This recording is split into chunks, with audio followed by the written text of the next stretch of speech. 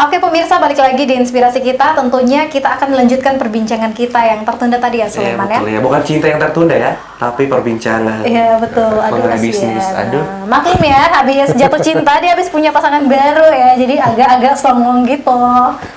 Belagu banget. Oke lanjut. Oke, kita lanjut Pak ya.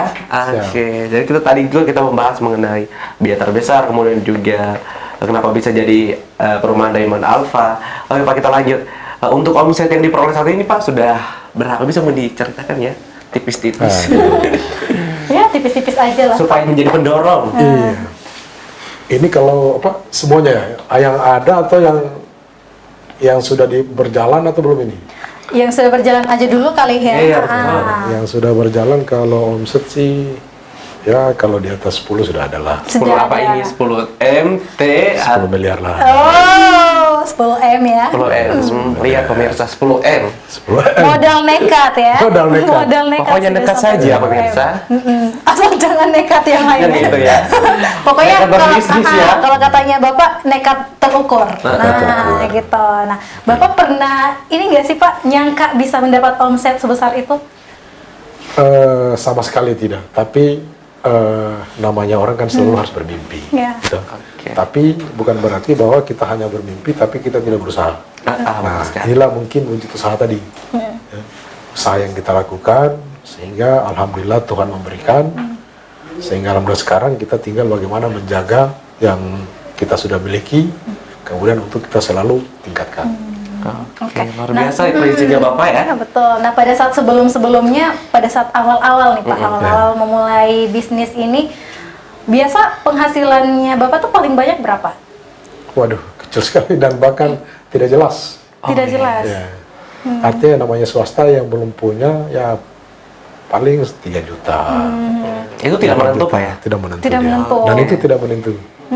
Dan strategi yang Bapak gunakan pada saat itu sehingga mencapai omset yang sekarang bagaimana Pak? Itu tadi artinya pertama itu adalah bahwa pada saat kita memulai bisnis itu kita tidak boleh melihat ke atas dulu. No? Kita harus tunduk ke bawah, kemudian tidak boleh terlalu banyak keinginan, no? Karena memang namanya memulai itu banyak berpuasa kita. Ya. Jadi kalau orang berbisnis baru mulai tidak mampu menahan diri, maka pasti itu akan gagal. Tapi kunci utama dalam berbisnis itu adalah bahwa bagaimana kita bisa menahan diri. Bukan berarti bahwa kita tidak bisa beli, bisa. Cuman kalau itu bukan prioritas, jangan. Iya ya. Karena memang berbisnis ini adalah yang dikejar itu adalah bagaimana memperbesar modal.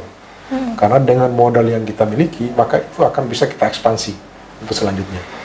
Oke, jadi Pak di sini kan 2 bisnisnya Bapak, ada tambang batu juga, kemudian juga ada perumahan. Kira-kira itu Pak sama enggak untuk strategi bisnisnya? Berbeda. Berbeda ya? Ya. Mungkin diceritakan. Kalau tambang ini kan ini efek dari perumahan. Jadi Efeknya ya. keuntungan dari perumahan ini lari ke tambang, lari ke minimarket. Sekarang ada lagi nih, ini yang lagi ada yang terbaru ini. Apa tuh Oke. Pak? Ini yang luar biasa dan tuh, pasti ini Pak? adalah akan menjadi incaran banyak orang. Amin. Saya bangun namanya Diamond Startup Indonesia. Startup. Startup Indonesia. Jadi dia bergerak di bidang software. Dalam hal ini adalah membuat program. Dan kita sekarang lagi bikin program namanya Dompet. Dompet. Dompet. Ya. Itu program apa Pak? Aplikasi dia. Namanya Dompet. Jadi kalau Mas tadi, Sulaiman. Sulaiman. Pak Sulaiman bisa membayangkan enggak ketika bicara dompet isinya kira-kira apa di dalam? Uang dong Pak. Selain uang apa kira-kira? KTP, KTP, STNK, STNK, terus BPKB. PKB. Cincin juga bisa masuk ya, kecil Mas. Jadi di dompet itu yang selama ini banyak masyarakat menjadi mengeluh, salah satunya tadi, tapi ada yang lebih penting loh. Apa itu tuh Pak? Di HP kita sering ketika rusak, maka semua data hilang. Iya. Yang terjadi kan gitu. Tapi dengan dompet ke depan, kita sebentar juga banting HP atau buang HP dimanapun, datanya semua pasti ada kembali. Dengan satu aplikasi aja Satu Pak? aplikasi. Oh, Satu keren aplikasi banget. itu ada KTP, ada SIM di dalamnya, semua surat-surat berharga itu bisa kita simpan di situ semua. Ya. Jadi Bukan hanya foto dan nomor HP, ya, tapi semua yang lain ada di situ. Termasuk pengembangannya itu kita ke depan satu aplikasi itu adalah menyangkut semua bisnis di dalam. Oke. Ya. Ada bisnis UMKM yang selama ini tidak mampu memanage dia punya keuangannya. Ya. Ada orang dia tinggalkan di kios dia, tiba-tiba ada satu yang hilang, dia tidak tahu. Ya. Iya. Tapi dengan dompet, semua usaha kita itu terjaga dengan baik. wah, Dan bisnisnya pasti terkontrol. Itu ini inovasinya ini dari mana, Pak? Nah, ini berawal dulu tahun 2021 itu, pada saat COVID. COVID. Saya berpikir ini COVID ini, kan belanjanya semua serba online. Betul sekali. Online. Yang kedua, ketakutan kita kan ada. Iya. Keluar, jangan sampai kita kena corona. Ya. Kebetulan saya cerita sama teman, manajer saya, Enggak? memang ada adik saya, Pak. Ya. Adik saya, yang mungkin siapa tahu cocok dengan Bapak. Ya. Oke. Ketika dia datang di kantor, cerita, saya tes, ya, coba bikin ini. Tapi namanya bukan dompet, Aplikasi Pak ya? ya aplikasi. Saya suruh bikin aplikasi namanya itu hari investasi. Karena saya pingin perumahan ini bagaimana orang berbisnis perumahan, ya, seperti kita hanya punya modal 5 juta tapi bisa bisnis perumahan. Wah. Misinya ke sana pada saat itu. Nah, setelah dia buat, wih, kok ini anak pintar. Ya? Saya coba kembangkan. Coba buat begini bisa nggak? Oh bisa. Ya. Alhamdulillah ini sudah dari bulan 3 sampai bulan 8 ini sekarang kita persiapan launching. Persiapan launching. Persiapan launching. Oke. Ya mudah-mudahan TV Sutra bisa menjadi sponsor yang bisa mempublikasikan. Ya, bisa lah Pak ya Pokoknya di sini dibicarakan. serba ada Pak.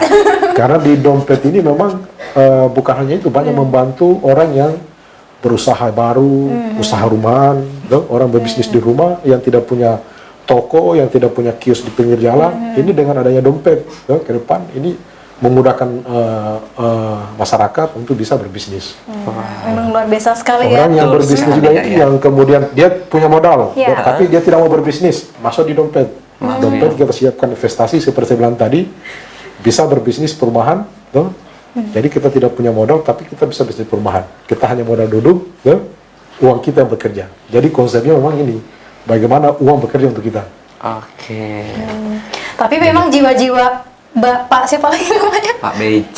Pak BJ ini memang sangat luar biasa ya. Dari hanya baca buku, terus mendalami bisnis perumahan, akhirnya sekarang jadi grup, terus tiba-tiba luncurkan lagi yang Program. startup, mau perusahaan startup. Ini benar-benar jiwa Jiwa bisnisnya bisnis. tuh benar-benar udah tertanam gitu lah ya. Tapi akan launching Pak ya? Iya, nanti. Bismillah, Dan ya. ini sebenarnya Pak, mungkin bisa diberikan juga nih buat teman-teman yang ada di rumah, Siap. sebenarnya hal yang paling penting ketika mau mulai bisnis itu apa sebenarnya Pak? Ya, oke, terima kasih. Berbisnis itu yang pertama adalah yang harus diperhatikan, mengasah potensi yang ada dalam tubuh kita. Karena setiap orang itu pasti punya potensi. Cuman ini belum digali, dikembangkan. Yang pertama itu adalah memang harus ada kira-kira usaha apa yang pas dan cocok dengan diri kita. Ya. Karena kalau berbisnis memulai pertama itu harus sejalan dengan keinginan kita. Nah, kalau itu sudah dapat konsepnya, dibuat ide bisnisnya apa. Kemudian kira-kira kalau bisnis ini saingannya gimana?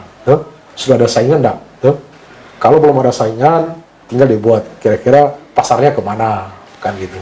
Jadi sebelum memulai bisnis itu kita harus pikirkan siapa pembelinya, kira-kira ini kalau saya jual laku enggak kalau 100, kalau laku 100 ada untung enggak ini. Nah, kalau kita sudah hitung secara detail bahwa ini ada untung dan pasarnya jelas, nah harus dibuktikan juga bahwa pasarnya itu sebelum kita launching kita punya usaha itu kita harus cerita ke teman-teman dulu.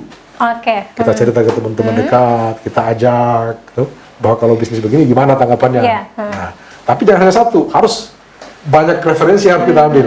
Setelah itu baru kita putuskan bahwa bisnis ini adalah oke, saya lakukan, tapi kan terakhir pasti bilang modalnya gimana. Iya, pasti. Ini yang saya mau kasih triknya, bahwa kalau berbisnis sudah jelas idenya, kemudian keuntungan jelas, pasarnya jelas, maka sudah pasti modalnya datang sendiri. Oke. Pasti datang sendiri. Idenya, keuntungan juga dan pasarnya harus jelas Pak ya. Ya. Oke, Nah, dan tentunya dan memang pada saat mulai berbisnis itu memang tidak mudah ya, bukan hanya sekedar coba-coba, tapi sebenarnya ada perhitungan-perhitungannya betul lagi. sekali. Ada rumusnya ya. Aduh, Aduh, matematika ada rumus. Oke Pak, dan kayaknya kita akan break lagi. Ya, jangan Oke. kemana-mana, tetap di Inspirasi kita.